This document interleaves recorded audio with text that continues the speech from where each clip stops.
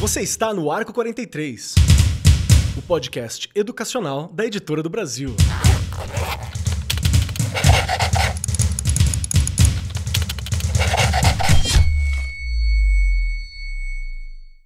Saudações para você, meu querido professor, minha querida professora, você que acompanha o Arco 43 podcast. Seja muito bem-vindo, muito bem-vinda, muito bem-vindo e cole conosco, porque hoje o nosso tema parece que a gente já falou de algo assim, não tem muito tempo, talvez, mas é algo novo que aconteceu. Nós vamos conversar sobre as novidades da reforma do novo ensino médio e do PNLD 2026 Ensino Médio. É importante deixar assim porque teve mais algumas mudanças recentemente, tanto no PNLD quanto na reforma do ensino médio. Tem gente até chamando de novíssimo ensino médio, achei um nome muito interessante. Vamos tentar entender qual é que é. E hoje, para participar dessa conversa, tenho aqui sentada à minha destra ela, a novíssima Regiane, que está sempre junto comigo, se renova a cada dia. Regiane Taveira, como você tá, Rê? Ai, que delícia. Depois dessa, tô ótima. Que eu fique novíssima mesmo. Ó, 52 chegando, ó, delícia. Não é? Eu acho que você colocou aí uma coisa, né, bem interessante, né? Mudanças no novo ensino médio, não é? A gente se reporta ali um pouquinho. Essas reformas vêm acontecendo, mas em 2017 marcou bastante, mexeram bastante ali e a coisa travou de novo, não é? Mas eu vou deixar para a gente discutir aqui durante o programa esse novíssimo ensino médio, não é, Kelly? Até porque a gente tem uma pessoa que vai nos ajudar bastante, tenho certeza, vai tirar todas as dúvidas, a gente vai sair daqui expert no novo ensino médio.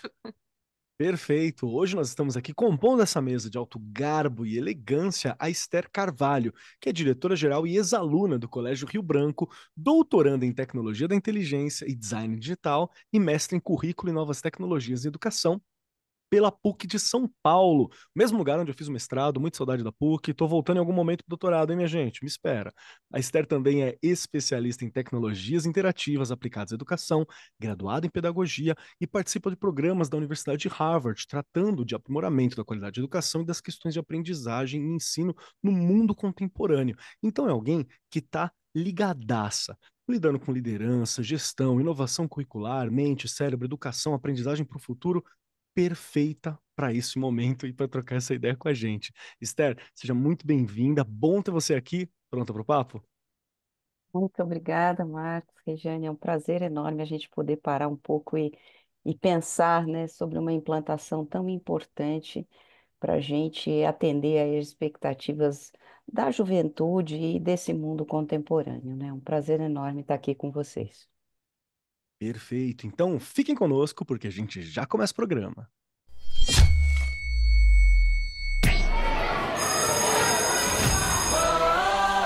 E ouvintes do Arco 43, temos um aviso muito importante. Estamos nos preparando para participar de um dos eventos mais importantes do setor educacional, a BET Brasil 2025.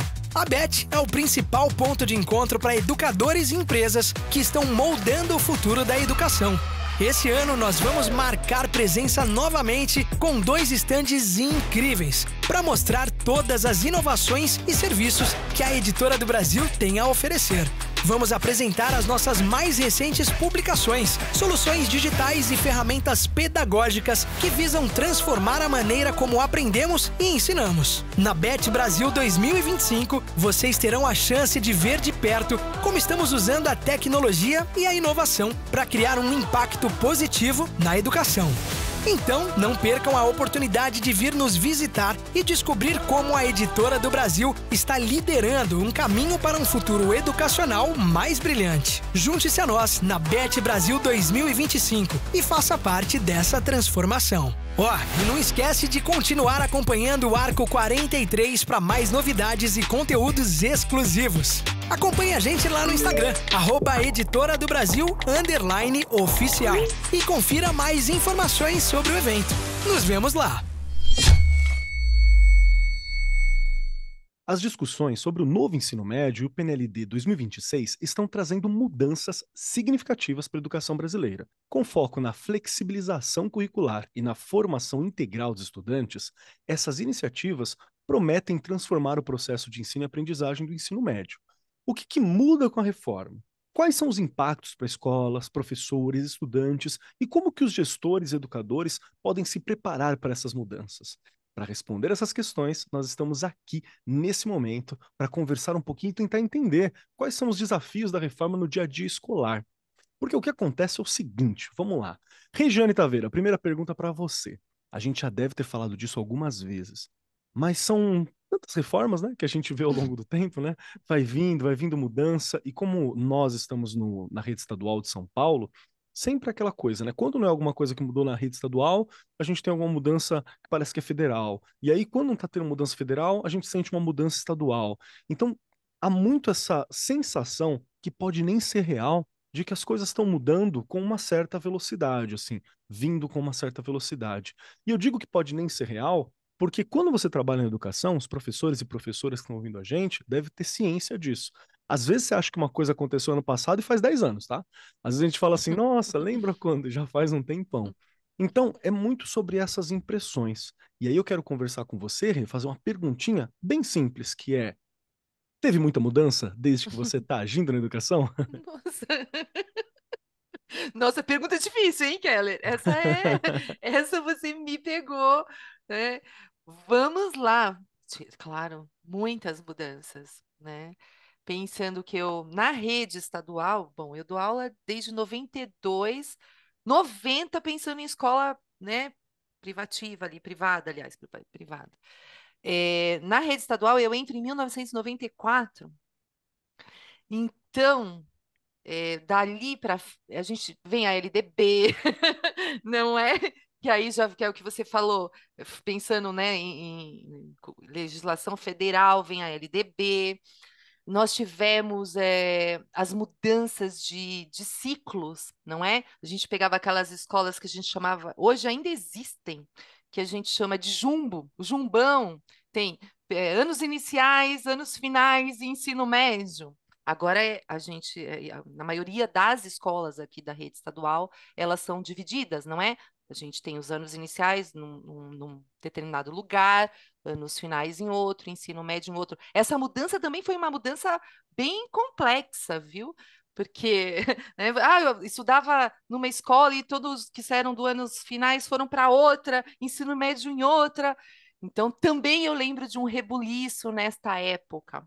E aí, se a gente for pensar em questão de currículo, aqui na rede, porque são várias vertentes, né, que a gente vai encontrando aí nas mudanças, porque se você pegar currículo, por exemplo, aí você começa o Saresp.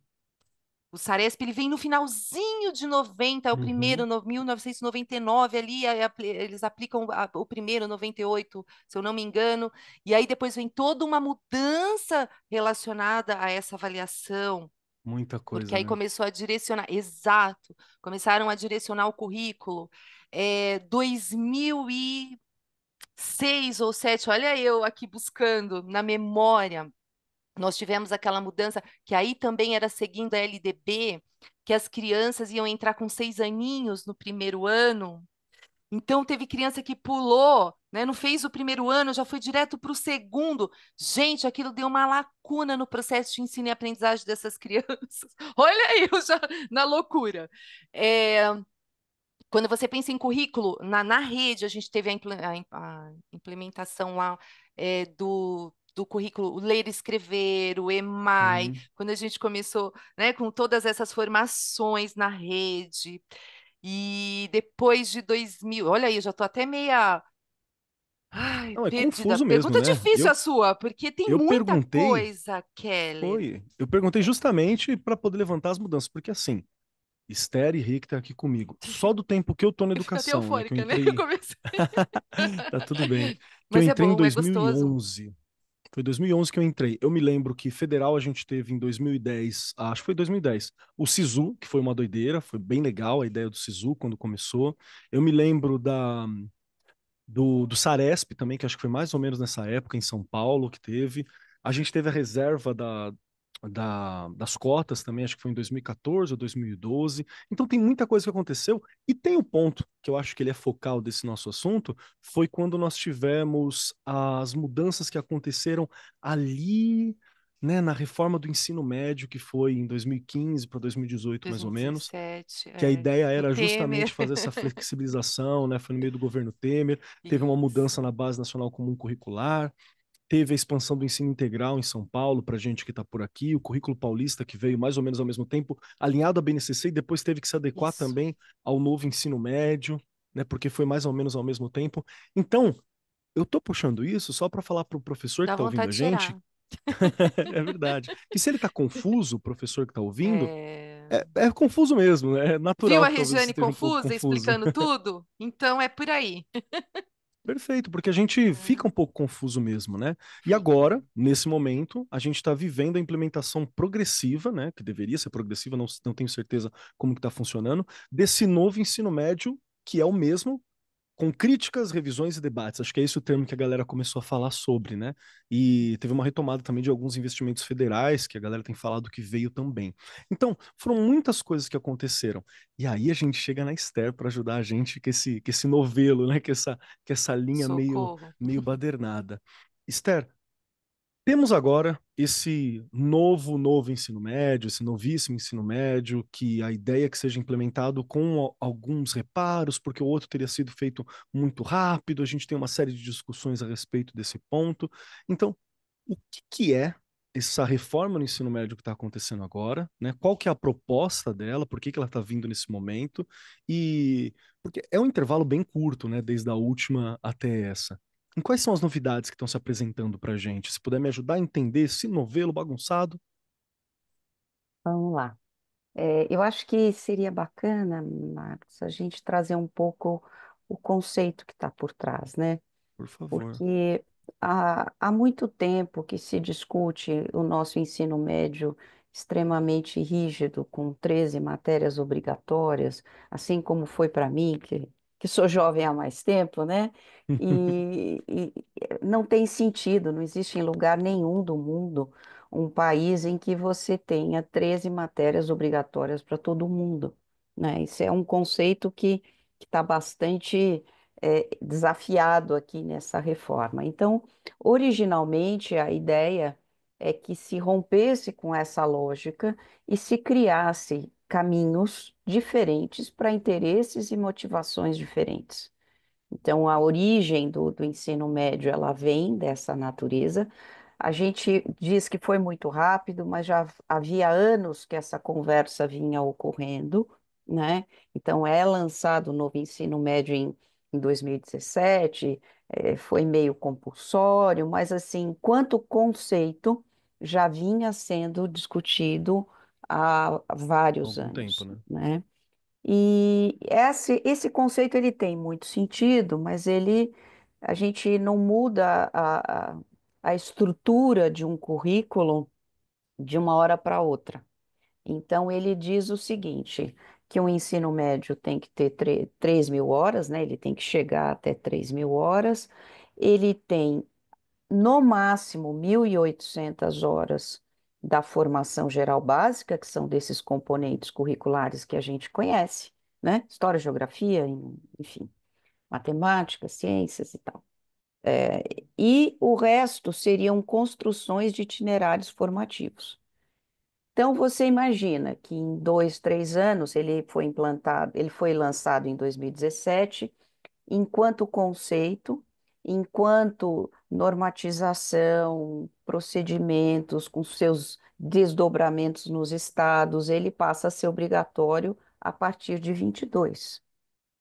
Então, veja, nós estamos em 25. A primeira turma de ensino médio que viveu o novo ensino médio no Brasil formou-se o ano passado. Qual é a questão, assim, que eu acho que é bem complexa, porque em função da diversidade do nosso sistema educacional, né? A gente tem muitas diferenças. Então, quando você fala que você vai deixar de dar aula de matemática, história, geografia e vai abrir para uma construção nova, você tem um risco. Ou você põe uma coisa bem bacana no lugar, que você vai construindo e que aquilo vai trazer os ganhos, ou você tira algo que tinha um valor e fica sem nada. Então, essa foi a grande discussão, É principalmente quando a arriscado. gente fala na escala do nosso sistema educacional brasileiro, entre escola pública e escola privada. Então, assim, a divergência foi muito grande, a disparidade foi muito grande. Então, a grande crítica desse primeiro modelo do novo ensino médio é uma redução significativa da formação geral básica, colocando o que vocês podem imaginar de itinerário. Então, qual foi a questão importante? Algumas instituições, algumas redes conseguiram construir no lugar coisas consistentes, mas abriu-se muito. E você não faz isso sem pessoas, né? Você tem que ter pessoas que possam dar essas aulas, você tem que ter um currículo que possa estar integrado e você tem que ter materiais para isso. Então, no nosso caso, assim, foi muito importante porque a gente não queria perder a oportunidade de fazer. Mas a gente fez com muito cuidado e muita consistência, ano a ano. A gente foi implantando um ano por vez. Mas, ao mesmo tempo, eh, a gente sabe que, em termos gerais, muita coisa ficou aí como um buraco, né? Ou outra forma, como é algo bastante desafiador e toda mudança ela gera essa desestabilização, há muitas iniciativas que traduziram a formação geral básica e itinerário formativo, em títulos diferentes, mas não necessariamente na prática. Então, Uhum. você teve iniciativas mais conservadoras, né? Então, o que que faz agora esse novo ensino médio? Ele diz o seguinte: 1.800 é muito pouco. Houve um desnível muito grande de oportunidades. E a gente aumentou o grau de desigualdade, de acesso à formação mais ampla, porque você perdeu conteúdos essenciais sem pôr nada no lugar. Porque a ideia dos itinerários é um aprimoramento dos conteúdos da formação geral básica. Então, você precisa de muito refinamento para isso. Sim. Então, o que que acontece agora? A gente sai de 1.800 horas máxima para pelo menos 2.400 horas de formação geral básica, e pelo menos, né? Então, você pode ter muito mais. E 600, vamos pensar na mesma quantidade de horas de ensino médio. E essa formação geral básica retoma a obrigação de todos, né, praticamente, os conteúdos curriculares. Então, a gente volta para a obrigatoriedade do ensino de todos os componentes. Então, é bastante desafiador. Como política pública, eu entendo esse resgate, porque se você não põe nada no lugar, você amplia um gap, mas enquanto proposta de conceito, ele passa agora por um desafio muito grande que até agora não foi resolvido. Embora as nossas crianças tenham se formado nesse novo ensino médio, uma matriz que orienta o ensino médio até para acesso ao ensino público é o Enem, que é o Uhum. mesmo do velho. Então, eu estou mudando o ensino médio de novo e eu não sei como será o Enem. Então, a gente fala, puxa, mas o ensino médio é pautado por esses exames? Em parte, sim, deve ser, porque você tem que ser bem-sucedida na outra etapa. Em alguma Agora, instância, ela é o objetivo final, né? De muitas formas, assim, né? Por seu sim, acesso principal ao ensino superior. exato, exato. Então, assim, veja que loucura. Já esse grupo já fez o ensino médio novo com uma avaliação antiga. E agora estamos nesse novíssimo, né? Ou velho, novo, antigo, velho. A gente está com um Enem que até agora não mudou, e quando você prevê uma mudança, você pode pôr aí 28, 29, porque é todo um tempo. Então, eu acho que essa é a maior complexidade da gente, é você realmente ter oportunidade de oferecer ao jovem algo que tenha sentido, consistência, preparo, preparar esse professor para esse contexto, né? Porque o professor dava português, matemática, história, geografia, claro, perspectivas interdisciplinares, projetos integradores, mas tudo isso é preparo, né? Se você não faz, fica uma conversa complexa, né? Fica um modelo muito difícil. E até agora a gente não sabe como será o Enem. Por enquanto é igual. Então, veja, Uhum. isso tende. Qual é o risco disso, sob a minha perspectiva? A gente continuar com o ensino médio mais conservador possível, até não sei quando. Então, a gente tem um discurso de formação para o século XXI, contemporaneidade, e uma realidade que chama para um contexto bastante tradicional e convencional. E na E a gente fica segurança, perdido, né? faz Nesse meio mais do do caminho. mesmo, faz mais do mesmo. Que entre fazer mais do mesmo e fazer também algo que não tenha sentido, acaba sendo uma justificativa para a gente não inovar, não trazer, sabe, atratividade, engajamento, com tantos desafios que a gente tem, né, de sala de aula. Então, assim, e eu entendo, é muito desafiador para o professor também pensar essa falta de clareza, né? E só para completar, para não falar demais, né? Por favor. A inovação, a mudança, ela é sempre muito mais demandada de comprovação, de eficiência, do que aquilo que é antigo e não necessariamente funciona tão bem, sabe? As pessoas se apegam mais àquilo que é conhecido do que à inovação. Então, Isso é verdade. é bastante. Mas e a aula de história, geografia, matemática? Isso é verdadeiro. Mas, ao mesmo tempo, se você consegue construir um projeto que conversa com isso, amplia esses olhares, traz diferentes ciências, abre o olhar do aluno para múltiplas perspectivas, aí é outro aluno, né? É outra história, é outro contexto.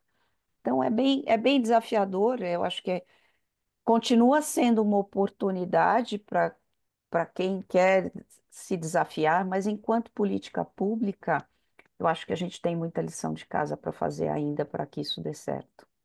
Perfeito, Esther. Eu gostei muito Gente, da sua análise. E aqui é um podcast, pode falar o quanto quiser, que a ideia é essa mesmo, tá? Ah, verdade. obrigada. Mas eu gostei muito dessa análise porque, como professor de filosofia, eu vi isso acontecer e eu tô em três, eu estava trabalhando em três redes diferentes, duas particulares e na rede estadual de São Paulo.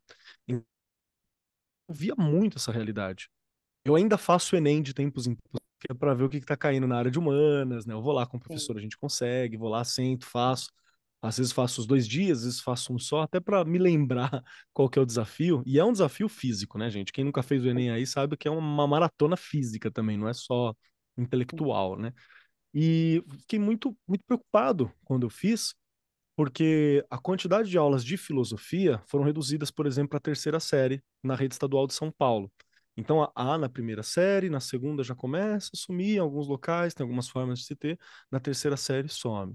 Numa das redes particulares que eu tive, as extensões, né, essas oficinas, essas extensões, esses aprofundamentos, ainda conversavam com filosofia, então o conteúdo chegava de alguma forma. E em uma outra já não chegava. Eles tinham na terceira série como uma forma de cursinho, né? Que você revê todo o conteúdo, né? Que está ali presente. E qual não é a surpresa quando você chega no Enem e na área de humanas tinha muita filosofia para discutir, tinha muita conversa, tinha muita coisa ali. Então eu senti muito na pele essa falta de diálogo, né? Essa ausência de um encaixe que está ali presente. E para mim, que sou professor e estava fazendo Enem, tá tudo bem. Nossa, olha só, caiu isso aqui, que difícil. Mas para o estudante, ele acha que aquilo ali, a vida dele muitas vezes é, né? Para o estudante, aquela ali é a oportunidade. Não fazer, não passar com uma nota legal, não conseguir aquilo, é mais um ano. Às vezes é um ano de cursinho que o pai vai ter que arcar, ou mesmo que o estudante não vai conseguir trabalhar, ou que ele não vai conseguir entrar na universidade.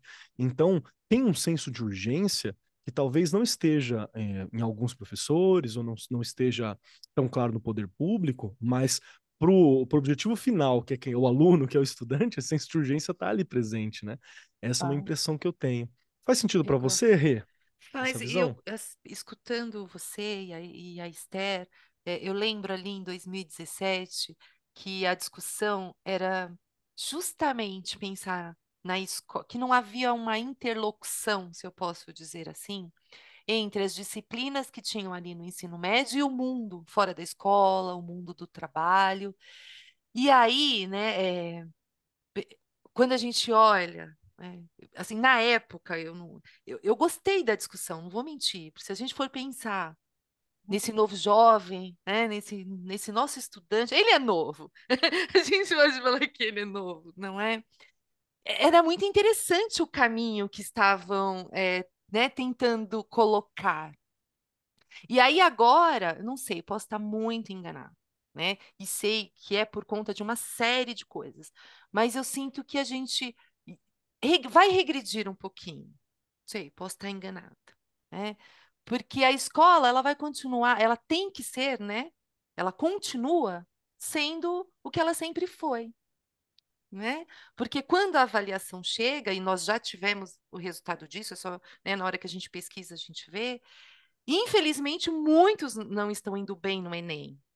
E justamente quando você escuta algumas entrevistas, vê algumas entrevistas, teve aluno que falou: não tive geografia, não tive história, né? Passou o ensino médio inteiro. Eu escutei uma entrevista de um menino falando que ele teve 6 aulas de geografia. Não é isso que a gente quer. Mas também a gente não quer que a escola seja aquela escola que não tem ligação com o mundo lá fora, né? Senão a gente se sente ainda muito fechado em caixinhas, não é?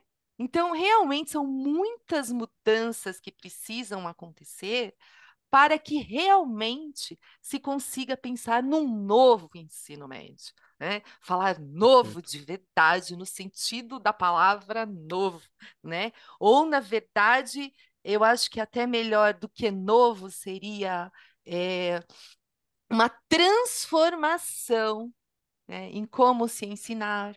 E aí a gente, né, a Esther trouxe isso muito bem também, a questão da formação docente, não é? A gente escutou nesse Brasil inteiro, aí teve itinerários que dava vontade de chorar, desculpa, né? E quem é que sofre com isso? O que tem menos poder aquisitivo, não é? Porque as escolas privadas, elas conseguiram colocar itinerários Sim. maravilhosos. E teve local que não tinha nem professor formado fazendo o itinerário, né? Ah, vamos, ia dar alguma coisa de disciplina lá, era qualquer um, porque não tinha. Então não pode ser qualquer um. Um país que coloca alguém para lecionar algo e é qualquer um, formado em qualquer coisa, pode dar certo? Não. Né? E aí eu falo que fica aquela coisa, né? Tentativa de acerto e erro, que a educação tem muito disso e também me faz mal. Né? A gente vai tentando. Se acertar, ótimo. Se errar, a gente tenta de novo. Mas são vidas, e são muitas vidas, não é? Enfim, acho que também já falei demais. Se eu estiver errada, por favor. Esther, por favor, ajuda a gente a entender se essa visão que a gente está tendo, ela. Porque a gente corre muito esse risco, né? Por sermos professores, e a Regiane é diretora e eu sou professor, a gente corre o risco de cometer aquele pecado de estar olhando muito no micro, sabe? De estar olhando muito o dia a dia e não estar conseguindo compreender, às vezes, a grande visão. É por isso que eu fico tão feliz e agradeço muito da sua presença, né? Que é alguém que está estudando, alguém que entende, alguém que tem essa visão mais macro. Você acha que esse ponto de vista que a gente está apresentando, ele está equivocado? Está faltando alguma coisa? Bom, eu estava aqui ouvindo a Regiane, eu acho que a gente tem um problema crônico, né? Que essas mudanças, elas são longas, elas são Sim. demoradas, elas demandam, isso é um ecossistema, né? Primeiro você criou uma lei, isso aqui é um papel. Quando você vai chegar lá na sala de aula, e todos nós aqui já tivemos na sala de aula, é outro contexto. E quando eu falo de Brasil, com essa diversidade, né, com essa riqueza, né, que a gente tem, porque a diversidade ela é desafiadora para burro, mas tem coisas maravilhosas sendo feitas Verdade. apesar de tudo, né? Então eu acho que existem alguns problemas crônicos no nosso país nesse aspecto, que são políticas de governo, coisas que se desmontam facilmente, coisas que não se terminam.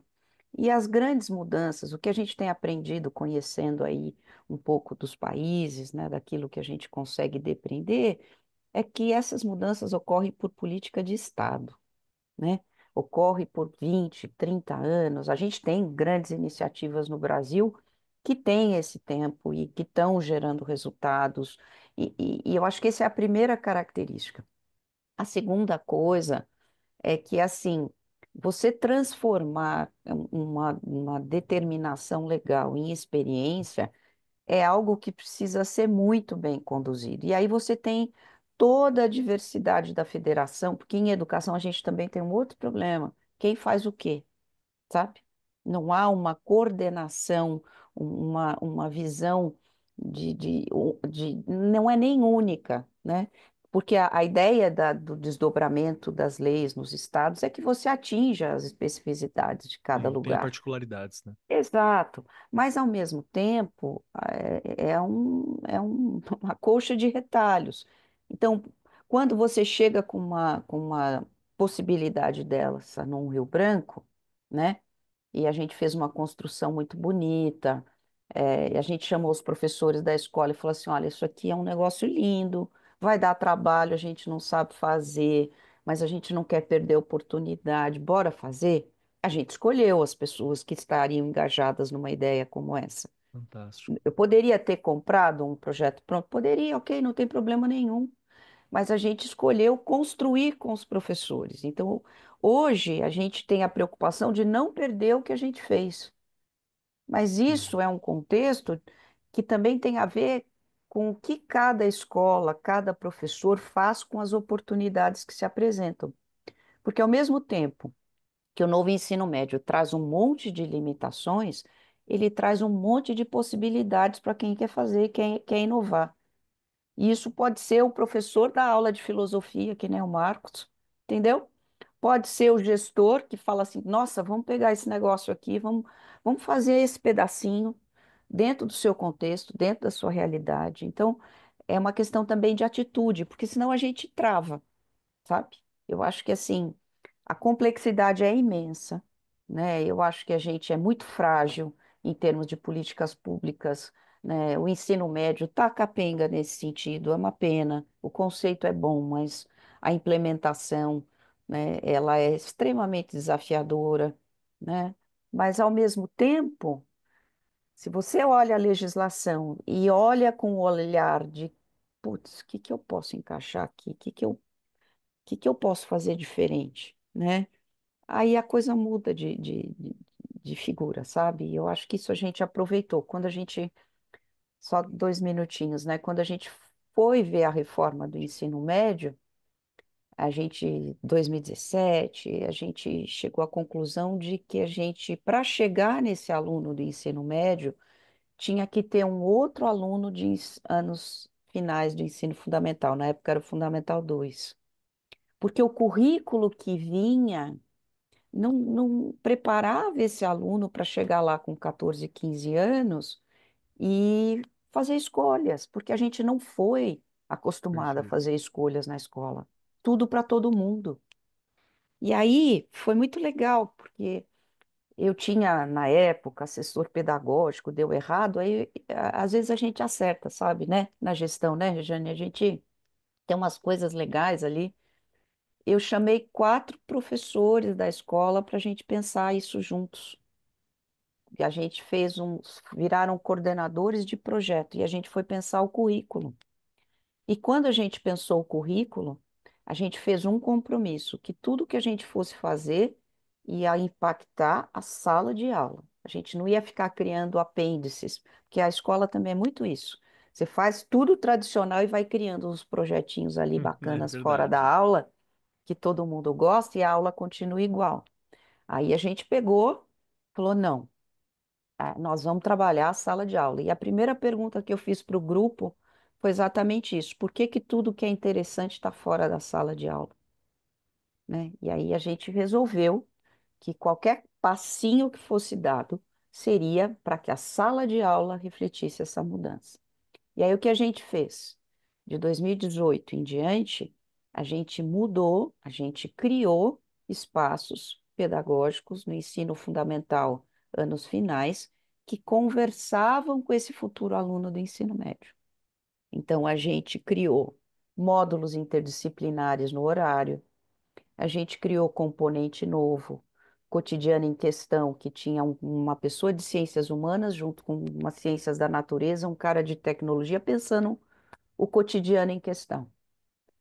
no currículo, horário de aula, do sexto ao oitavo ano, toda semana. Então, a gente foi vivendo movimentos importantes na perspectiva desse ensino médio. Quando Foi realmente chegou, aproveitar a oportunidade, é. esse é o olhar, Marcos. Quando chegou o ensino médio, a gente não queria chamar, eu brinco que alguns caminhos optaram por travestir formação geral básica de itinerário formativo, para manter o mesmo currículo. Isso não foi tão incomum, mas a gente não quis isso. A gente, de verdade, a gente não quis perder isso. E, de novo, vamos construir, e a gente construiu um currículo muito bonito, né? Cheio de problemas, de desafios, como tudo, mas que alinha-se muito mais a isso que a gente está conversando. Então, agora a gente está ao contrário. O nosso ensino médio, a gente não quer voltar aquilo lá. A gente sabe que pode melhorar, mas eu não quero só dar aula de português, história, geografia e matemática. Eu quero outras coisas enquanto instituição. E a gente foi reajustando e caminha assim. Então, por que que eu estou contando essa história? Primeira coisa, né? Eu acho que assim, a gente não pode parar e pensar, é o Rio Branco, ou é uma escola A, ou B, ou C. Não, é uma coisa de atitude, que ela se dá em todo o contexto em que tem alguém, algum educador, que queira pegar aquele problema, aquele desafio e transformar em algo novo, em um desafio, em um caminho novo. Ou em problema, né? Se separar ali, não dá, tá vendo? Não dá, não dá. Então, essa tem sido a minha intenção, a minha atitude. É assim, ok, a gente não sabe o que é o Enem, a gente vai ter que melhorar esse ensino médio, mas se cada professor, dentro da sua sala de aula, pensar, se conectar com esse olhar, é difícil, a gente não aprendeu a fazer, não está pronto e vai dar errado em vários momentos, porque isso está sendo construído. Se a gente entender isso, eu acho que qualquer passo que se der na diferença na direção, né, desse novo ensino médio, a gente vai chegar lá. Agora, enquanto política pública, tem muita coisa a desenvolver. Você ter uma ideia, ninguém sabe se os itinerários vão cair no Enem. Se não cair no Enem, o que que vai acontecer com os itinerários? A resposta é meio óbvia, né? É Assim, verdade. tende a ser colocado a segundíssimo plano. E é nos itinerários que a gente tem exercitado estruturas de avaliação diferentes, usado rubricas, ido além das provas, e que é essa transformação que a gente busca, né? Há muito tempo, eu falo que se fala em competências do século XXI desde Jacques Delors em 98, não é verdade? É verdade. Agora, Perfeito. fazer, a gente sabe que não é fácil, que esse currículo tradicional está incrustado no nosso coração e é muito mais fácil fazer mais do mesmo, e isso é natural. Perfeito, perfeito. E eu acho que Gosto. é uma preocupação extremamente válida. Perdão, Rê, pode ficar à vontade. Não, é que eu gosto muito quando a Esther coloca essa questão, e isso pode ser em qualquer escola, quando o professor tem que conhecer o que acontece lá na educação infantil, o que acontece nos anos Ah, iniciais, o que maravilhoso. acontece nos anos finais e no ensino médio. Não importa em que rede você trabalha. Eu preciso saber o que o Keller, quando ele chegar na minha escola lá, né, dos anos finais, o que que o Keller tinha que aprender. Entende? Porque a gente tende, e eu vou colocar isso, a só conhecer aquele espaço da gente. E aí, eu até brinco, falo que eu sei que é o mínimo do mínimo e não é um currículo. Né? A gente fala da BNCC. Tem gente que nunca nem leu a BNCC, É, né? Não entende o que está sendo indicado. E o quanto quem está, né, na escola, lá, tentando fazer a mágica que eu brinco aqui sempre no final, o quanto que a gente tem que conhecer esses documentos, ir além, conhecer o currículo muito bem do seu estado. Qual é o currículo do seu município, né, se você dá aula no município, qual é o currículo? Você está seguindo? Quais são As os habilidades que objetivos, estão né? ali determinadas, hoje são muito organizadas ali, relacionadas ao SAEB, que a gente, né, tá ali, a gente vai ter que Bem fazer em algum referente. momento. Então, Uhum. isso é muito importante, né? Parece uma coisa boba, mas se você perguntar, e aí eu levo bronca depois de alguns colegas, mas se você perguntar para 5, 2 vão te responder que conhece a BNCC. E é o que eu estou falando, é o mínimo. É o que é indicado, e cada estado e cada município tem que montar o seu currículo. É o mínimo. E o profissional da educação não conhece. E é importante ressaltar que, tudo bem, professor, a gente sabe, professor, a gente sabe que é corrida, a gente sabe que às vezes você está em 2, 3 escolas, tem bastante coisa assim. Todos sabemos, faz parte. Mas é preciso também que o coordenador trabalhe, talvez, né, entender os princípios numa hora de trabalho pedagógica, numa parada pedagógica. Tem gente no YouTube explicando bonitinho pra gente também, Tem, dá pra você dar um tem. play ali, né, no caminho da ida, Eu no falo que caminho da hoje é tudo volta. mais fácil. Pelo menos para a gente não ficar assim perdido. Eu sei que às vezes, né, pegar o documento, talvez você tenha alguma dificuldade quanto a isso, mas tem algumas ferramentas que dá para você não ser um ignorante sobre esses documentos, né? E eu gostei de um ponto muito bom que você falou, Esther, que é uma preocupação mesmo sobre os itinerários formativos, porque inclusive no PNLD, que é o Programa Nacional do Livro Didático, que é algo essencial para o Brasil ainda, para você ter informação e até atualização para muitos professores, né, ao longo do continente, que é o Brasil, né, da proporção que a gente tem, muitas vezes o professor não consegue ter uma atualização, né, e acaba que o livro didático é uma atualização para o estudante e também para o professor. Por isso, inclusive, que tem um foco para o professor dentro do livro didático do professor, né? Tem uma área que é para o professor entender conceitos, trabalhar ou conhecer um pouco mais. Quando a gente fala sobre o PNLD, ele inclusive em 2026, salvo engano, ele tem um pedido específico para itinerário formativo, para trabalhar as áreas de aprofundamento que são escolhidas, né, pelos estudantes. Então você pensa, pô, se está aqui, deve estar em todos os lugares, mas a gente não tem essa certeza, essa que é a questão. Tá lá, tá no ensino médio, mas vai estar no Enem? Não sabemos, né? Até porque o Enem, ele já começa a ser idealizado com quase um ano de antecedência, né? Ele ter terminado com 6 meses, 7 meses de antecedência e está sob segredo de Estado, assim, você não pode falar sobre. Então é uma situação que a gente tem. Eu E gostaria de tem, puxar um pouco. Perdão, Anstar, pode ficar à vontade. opa, e tem um detalhe. Ele virá para aquele ano em que começar o primeiro ano do ensino médio. Então, vamos dizer que em 26 saia o Enem. Então, as regras desse Enem, ele vai valer para essa turma que vai chegar lá em 28, 29. Então, os É, tempos muito dessas tempo. coisas, né? Agora, eles trazem, desculpa, você ia me fazer uma pergunta, né? Mas Não, fica à vontade. é, eu acho que eu até anotei umas coisas a respeito desse PNLD, né? Ele traz de novo alguns conceitos que são válidos sob essa perspectiva contemporânea, né?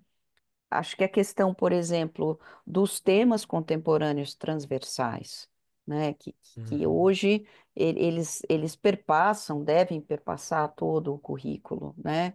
E aí você tem toda essa discussão de direitos humanos, né, da questão ambiental, da questão climática. Então, assim, aquela estrutura disciplinar fechada não cabe, né? Apenas. Ela continua, não vamos nos iludir, mas há aí uma demanda importante dessa perspectiva, né?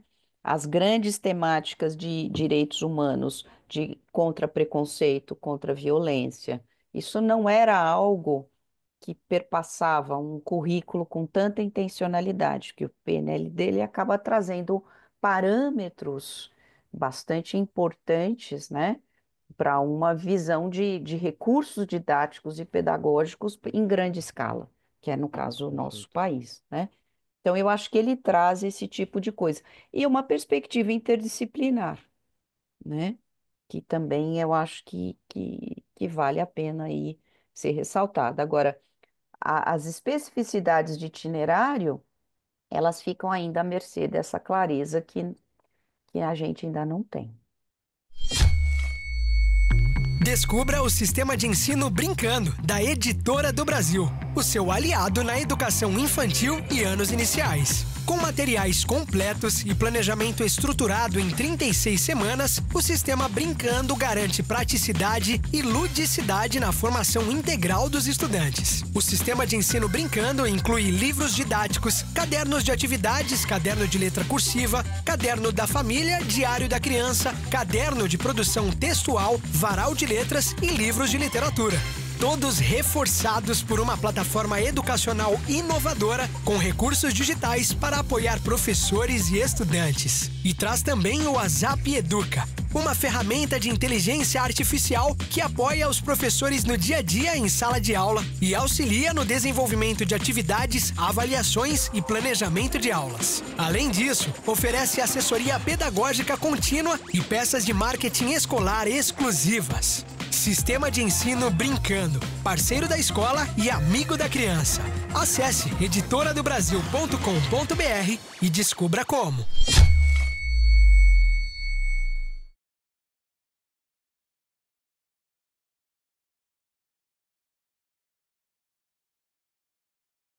Eu virei um pequeno pesquisador a respeito, porque nesse momento em que a gente está gravando, a Editora do Brasil, que traz para a gente esse programa aqui, que propicia essa conversa, está fazendo uma série de lives sobre o PNLD, né, das obras que estão escritas para 2026. Então, estou conversando com bastante autores, estou tendo a chance de entender um pouco mais as propostas, né? E é sempre muito legal, inclusive estendo para os nossos ouvintes aqui, dá um pulinho no YouTube da Editora do Brasil, que mesmo que já tenham acabado, provavelmente, quando esse programa for ao ar, eu acredito que ainda vai estar passando as últimas edições, assim, quando o programa for ao ar. Tá tudo salvo. Tá por lá, você vê, encontra a tua disciplina, que você entende um pouco mais das propostas. Mas é bem nessa linha que a Esther falou tão bem. As discussões étnico-raciais, de gênero, acessibilidade, cultura afro-brasileira, indígena, direitos humanos, elas foram construídas junto com o conteúdo, né? O conteúdo ele foi construído com isso como parâmetro, não como um apêndice, já que a gente gosta tanto de apêndices na educação, não foi Sim. construído como um apêndice específico, tá bem estruturado. E tem Uhum. uma questão também, que é justamente se a gente for juntar o PNLD antigo com esse PNLD 2026, né? Que o PNLD antigo, ele tinha um foco nesse ensino médio tradicional, que nós achamos que foi embora, mas não sabemos se foi mesmo, né? E se foi mesmo em todos os Uhum. lugares.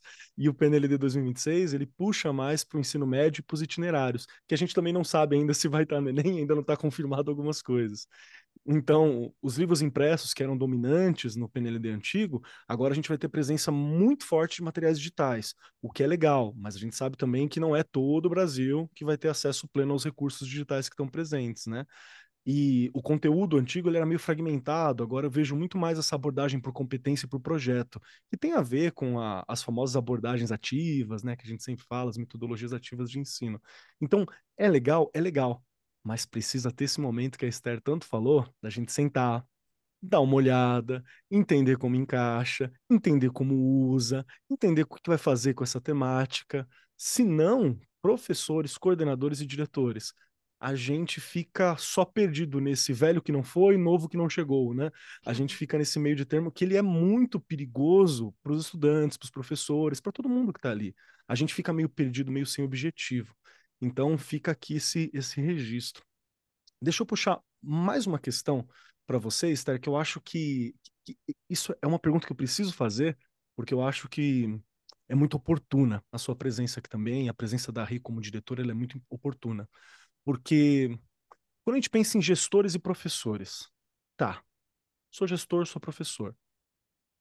Não há muito que eu possa fazer imediatamente, né, com relação às grandes políticas educacionais, nesse momento, imediatamente. Eu preciso, é lógico, né, ter atenção às políticas públicas, né, ter uma discussão, buscar ter voz ativa nas políticas públicas, entrar em contato com quem eu votei, ir atrás disso, pensar mais na educação como norte, né? Isso é uma questão que eu acho que às vezes falta para nós professores, pensar a gente como a educação como norte, a categoria como classe, a gente precisa pensar um pouco mais nessas questões também. E como que o gestor, que o professor pode aproveitar a oportunidade? Achei tão boa a sua fala como Uhum. oportunidade. Temos aqui essa oportunidade. Como que eu posso fazer? Que dica que eu posso dar para o professor para ele aproveitar esse formato curricular? Para como ele vai agir? Como que ele vai andar nesse meio do caminho que parece que a gente pode se sentir nesse momento, até para não perder essa oportunidade, até para ser significativo para o estudante. Eu espero que eu tenha conseguido me fazer um pouco claro. Acho que sim, Marcos. Acho que, na verdade, esse é um dilema bastante importante para inovar, né?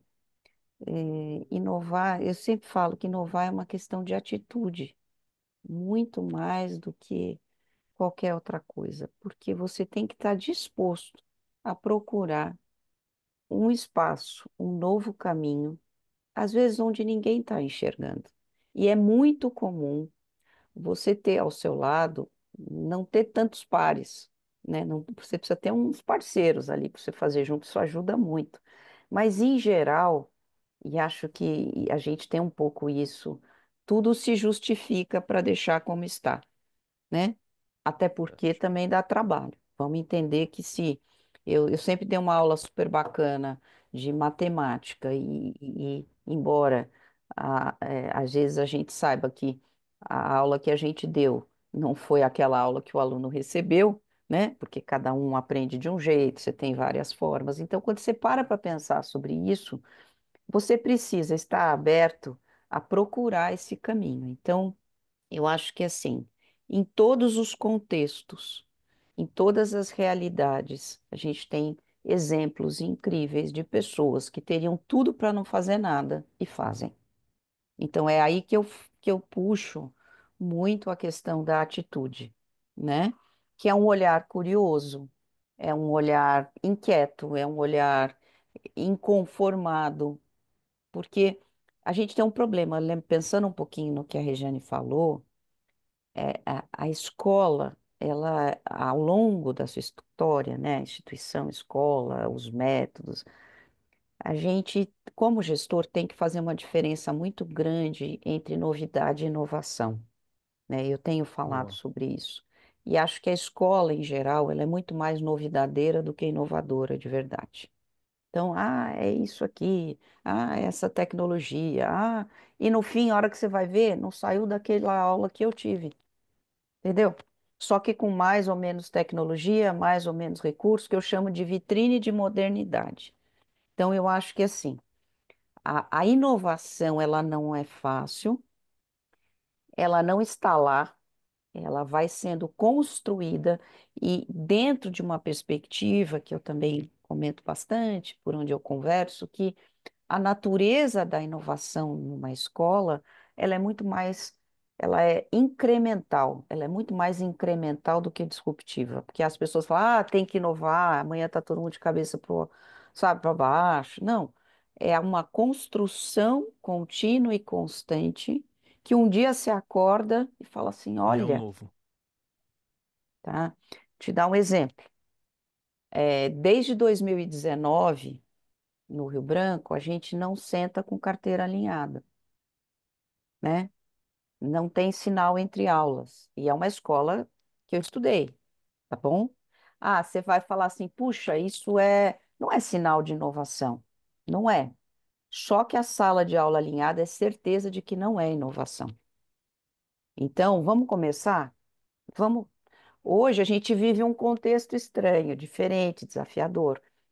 Nenhuma sala de aula é alinhada, exceto para avaliação.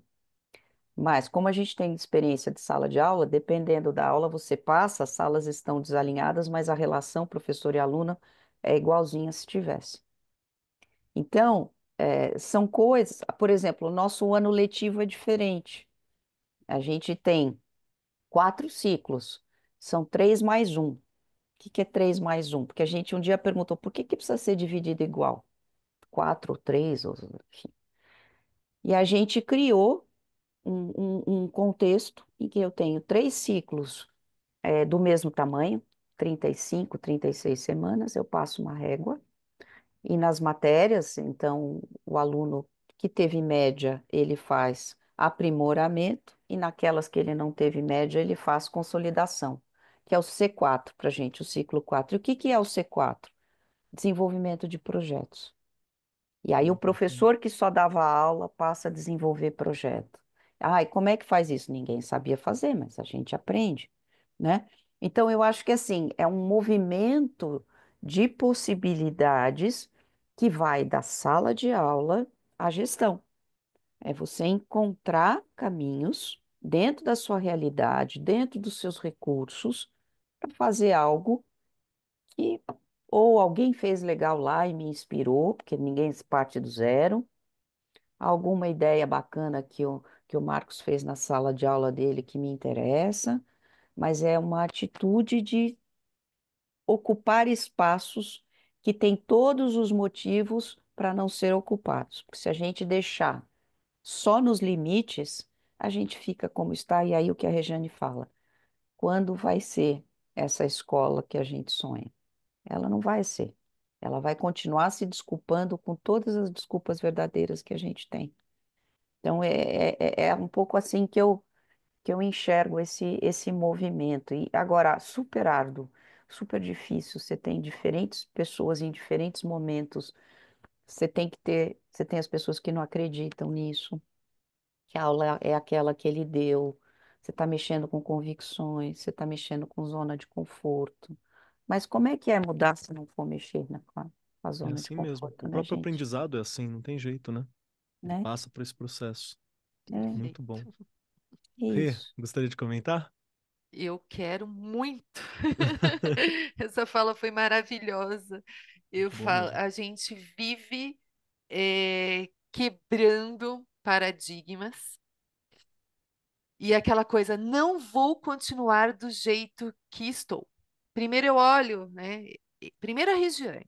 Então, o que que eu preciso mudar na Regiane para que ela também possa ser, eu brinco, a gente nunca vai ser 100%, mas pelo menos 50, 60% uma boa gestora que vai conseguir, né, motivar essa minha equipe para que a gente realmente para que realmente a gente consiga mudar ali as metodologias, a didática. Isso não é fácil. Parece uma coisa simples, mas não é fácil. Quando você traz, Esther, a questão de redesenhar o ambiente, gente, é muito difícil. E a gente só tá Por- mudando cadeira de lugar, sabe? Mesmo Pronto, assim é muito até me difícil às vezes. arrepia. Tem aula que você vai entrar, aquele professor tá nele, né? Eu falo que as metodologias ativas tá tudo nele ali, todas elas. Ele Com está super tecnologia, ativo, né? isso, Ele está super isso, ativo. isso. Aí você vai entrar numa sala, nossa, tá em U, que coisa linda, mas a aula tá ali. Aí eu brinco e falo, é culpa do professor? Não, a gente volta naquela teclinha de formação inicial, né? A gente sabe como é que funciona. A gente precisa trabalhar a formação na escola o tempo inteiro. Isso também não é uma coisa fácil, porque aí você, né? Acho que uma outra coisa, Esther, que você traz aqui, o multiplicar, o Keller fez ali, né? Elaborou uma boa aula, Keller, vamos multiplicar a sua aula, porque é naquela escola, é naquela instituição, é dentro daquela realidade, daquele contexto. Deu certo, então pode ser que sirva para a Esther também, ela está ali, mas pode ser que não, mesmo estando no mesmo contexto, não é? Mas é algo que você está aprendendo, né? Formação tem que acontecer o tempo inteiro. A gente tem que estar em formação como gestor e o tempo inteiro trabalhando a formação na sua escola, mas em todos os sentidos, não é? E não é uma coisa fácil. A gente fala, nossa, formação não é. Quem trabalha com isso sabe o quanto que é difícil. Mas é o que eu digo, se você mudar um, né, você tem lá, eu tenho 17 salas lá na minha escola, né? Se eu mudar um, poxa, já, olha lá, o Keller já está usando aquilo ali, que legal, né? Que vai contagiar, né? A Esther, e Sim, vai contagiar. E a gente vai indo assim. Demora, demora. Mas a gente não pode parar. Tem que estar sempre perfeito. com esse olhar de eu não posso continuar do jeito que estou e eu ter esse lugar também não.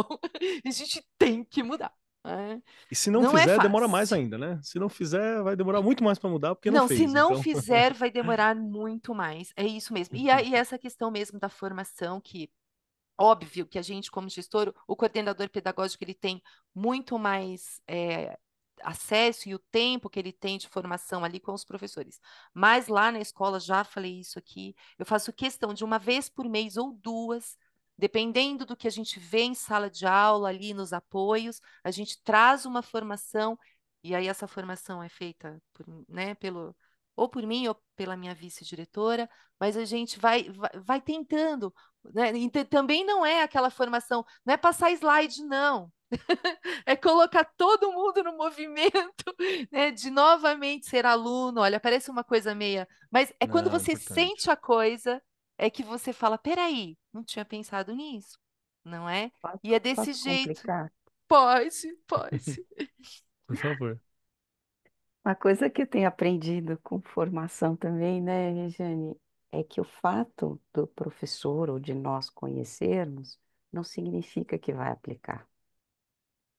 Então, isso é um outro nível de desafio. Então, hoje, quando eu penso em desenvolvimento profissional, a qualidade do desenvolvimento profissional não pode ser medida na formação em si, e sim no impacto que ela tem que fazer na sala de aula.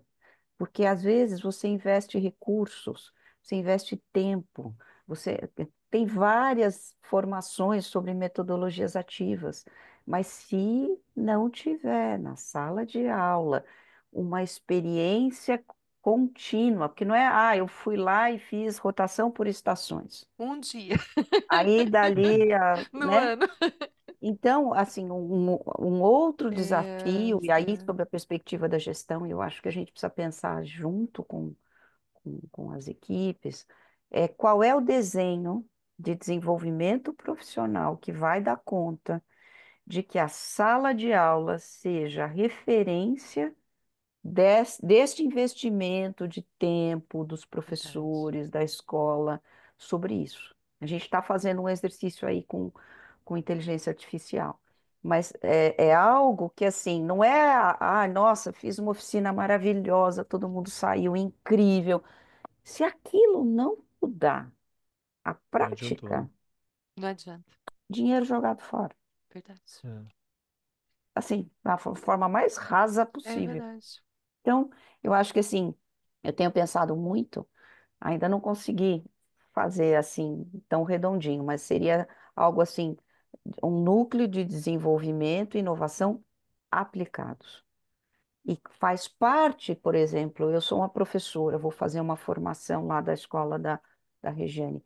Está no compromisso nosso de que aquilo que eu vou fazer com você, e tem uma parte que é minha, que ninguém vai me obrigar ou tirar de mim, que é ela que eu levo para qualquer lugar que eu for, que é assim, não vou só conhecer as metodologias ativas, eu tenho que ter o compromisso de implementar na minha Exato. sala de aula sabe? É mais ou menos por aí que eu tô Perfeito. tentando caminhar. Uma boa. Talvez uma série de encontros, né, onde você volta, troca como é que foi, né? Talvez algo que, Exato. que, que ofereça esse movimento. Mas é realmente, porque a gente sabe o que que é. Todo mundo aqui fez universidade, todo mundo sabe que dá muito para você ter recebido um conteúdo fantástico que nunca foi utilizado, né? Todo mundo conhece muito essa realidade. Sim. Gostei demais, demais, demais. O nosso tempo já está começando a bater aqui, então quero caminhar aqui para um momento. Esther, vou te dizer que nós temos uma prova final aqui no nosso programa, que são 3 perguntinhas dificílimas que são feitas para todo mundo na mesa. Inclusive, eu e Rick sempre estamos por aqui. Temos que responder também. A primeira delas é: se você gostou do programa, o que que você achou desse bate-papo? Olha que difícil, hein? A segunda é: como que eu te encontro? Tem uma forma de eu saber mais sobre a Esther? Como que eu faço para saber o que que a Esther está fazendo, como é que tá as coisas, como eu sei mais sobre o Colégio Rio Branco, como eu sei mais sobre esse trabalho? Tem alguma forma de eu encontrar mais sobre a Regiane, mais sobre o Marcos Keller? Como que eu faço? E a terceira pergunta, ela não é uma pergunta, ela é uma dica. Um pedacinho da Esther, um pedacinho da Ri, um pedacinho para acompanhar a gente até o próximo programa. Pode ser uma dica, pode ser uma música, pode ser um pensamento, uma frase, um livro, uma ideia, uma sensação, um sentimento, algo seu que possa continuar ecoando em nossos corações e mentes até o próximo programa. E para dar tempo da convidada a pensar, Regiane Taveira, as 3 perguntinhas finais, sagrados, nosso Enem, nossa prova, nosso grande teste para entrar na universidade aqui para você. Primeiro, se você gostou do programa. Segundo, onde eu encontro a Regiane. E terceiro, um pedacinho seu para ficar junto conosco. Eu adorei o programa, Keller. Quando é algo, todo mundo sabe aqui já, né? 6 anos de podcast, do Arco 43, eu estou nos anos iniciais. não é? Mas eu não fico ali presa só nos anos iniciais. Eu adoro entender um pouco mais essas. Vou ler sobre as reformas, né? Vou pesquisar. Então, isso aqui para mim é super rico. Até porque a gente tem lá na nossa escola o professor que trabalha no ensino médio, né? Nas disciplinas ali, arte, educação física, enfim, não é? Aí quando ele vem falar com você, você fala, poxa, olha aí, eu sei um pouquinho. Eu sei um pouquinho. Isso é legal. Então, eu acho que a gente tem que sair da caixinha, né? Aliás, eu vou deixar, porque senão eu vou dar a dica já e não pode. É, eu estou aqui no Arco 43. Estou lá no Instagram, só que meu Instagram realmente não estou tendo tempo de nada, gente. Gestor não tem Tá na tempo nem de correria, né? postar mais. Olha lá. Essa é a verdade, não é? E tô lá no chão da fábrica que eu falo sempre aqui, né? Que é onde toda essa mágica precisa acontecer. Aliás, é lá que vocês vão me achar muito mais, tá? Lá no chão da fábrica. E aí fica como dica uma coisa que acho que a gente falou aqui durante todo o programa. Conheça sobre tudo. Um pouquinho da educação infantil, um pouquinho dos anos iniciais, um pouquinho dos anos finais, do ensino médio, mesmo que você seja professor da educação infantil, não é? Entenda um pouquinho, amplia um pouquinho. Quando escutar um pouquinho da reforma, não precisa saber tudo, não, né? Mas leia, não é? Essa vontade de saber um pouquinho mais sobre educação tem que fazer parte do educador. Senão, a gente fica preso naquilo que você faz sempre, sabe? Ah, eu sempre vou lá, eu pego meu carro, ou vou de ônibus, sei lá, vou para minha escola, volto, e eu só fico naquilo. E a vontade de aprender primeiro tem que ser nossa, não é? Porque Uhum. senão a gente deixa de ser exemplo. Porque se eu não gosto de ler, se eu não gosto de saber das coisas que estão acontecendo na educação, como é que eu passo alguma coisa lá para o meu aluno? E é um puxão de orelha mesmo, podem brigar lá comigo depois, porque a gente precisa entender um pouquinho, porque senão parece que a gente está bem distante de tudo que a gente trabalha todos os dias. É, Fica aí não a pode não dica. saber nada, né? Exato. Amei o Perfeito, Rê. programa, foi uma delícia. Muito obrigada. Rê, obrigado pelo seu tempo, viu? Obrigado por estar aqui conosco, obrigado por essa troca de ideia, obrigado por esse sonho que a gente tem que manter, tá? Educação sem sonho, educação sem esperança, educação sem visão de futuro, né? Não dá É, não, a gente tem que ter essa tá visão mesmo. não. Agora, as três perguntinhas dificílimas para você. Primeiro, o que você achou da nossa conversa? Segundo, como eu sei mais sobre Esther, como eu sei mais sobre o Colégio Rio Branco, sobre o seu trabalho. E terceiro, um pedacinho seu para nos acompanhar. Bom, sensacional. Conversa com vocês, eu acho que fluiu, né? Essa, ficamos aqui, poderíamos ficar um bom tempo mais, né? Se tivéssemos Verdade. esse tempo, eu acho que foi muito gostoso, muito interessante, eu acho que são perspectivas que se complementam e é complexo, né? Então, é muito boa essa iniciativa e nesse momento eu estou aqui pensando nos professores, né? Sem uma fala que possa parecer demagógica, clichê, é com você mesmo, cara, não tem outro jeito. É você que faz isso tudo acontecer, né? Eu estou na gestão já há um bom tempo, acho que toda vez que eu brinco desesperada ou desanimada, ou os dois juntos, eu falo, bom, se a gente não der conta, quem é que dá?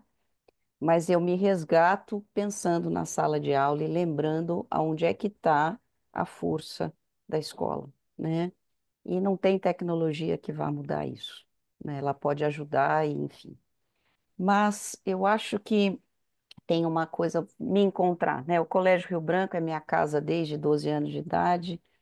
Fiz várias coisas em educação fora de lá, mas tenho feito já há bastante tempo muitas coisas. O Colégio Rio Branco tem um site, www.crb.g12.br. Lá deem uma olhadinha, tem muita coisa bacana que a gente faz. Eu não sou muito das redes, né, mas estou lá no LinkedIn também. Vai ser um prazer trocar ideias com vocês e poder continuar refletindo sobre esses desafios que a gente tem, né? E um pouco de mim, eu estava pensando, tem algo que eu construí ao longo do tempo. Eu fui participar de uma formação fora sobre gestão e eu tinha que mandar uma foto. do que era um gestor escolar, né?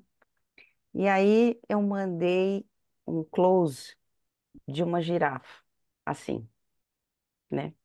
E foi muito engraçado, porque aí depois eu fui fazer o curso lá fora e tal, e entre um intervalo e outro, pá, projeta aquela foto lá e você é chamado a explicar aquele negócio, né, daquela girafa.